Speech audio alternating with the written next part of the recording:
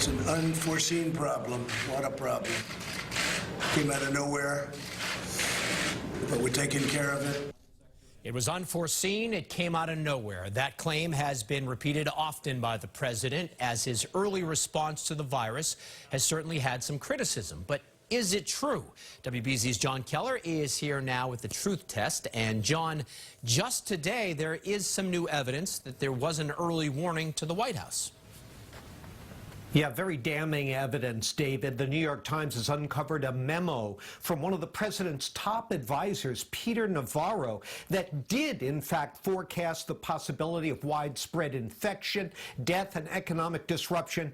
That memo was written in late January. Now, in that memo, Navarro warned against treating this as just another form of seasonal flu, a claim that's been a staple of the president's comments extending well past that date. And while it's not clear that Mr. Trump personally read the memo, it was reviewed by members of the National Security Council and aides to the White House Chief of Staff. It called for an immediate restriction on travel from China. The president brags about that quite often. And the very next day after the memo was written, in fact, Mr. Trump did impose those restrictions. So that tells you something, David. So actions were taken after the memo came out, which means that people were paying attention to it. Did the memo make the extent of the danger super clear?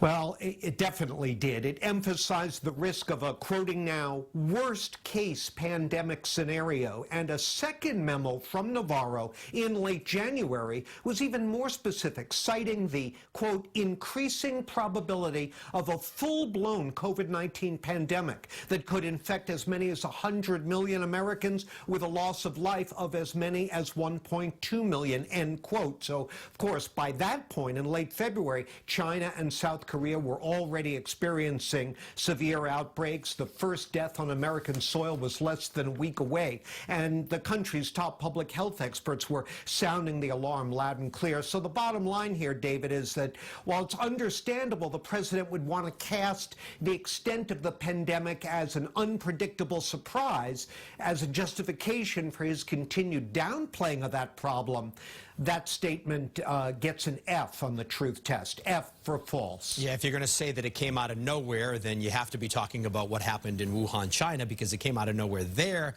But according to this memo, we certainly knew about it a long time ago. John Keller, thank you so much for joining us. Really appreciate your insight.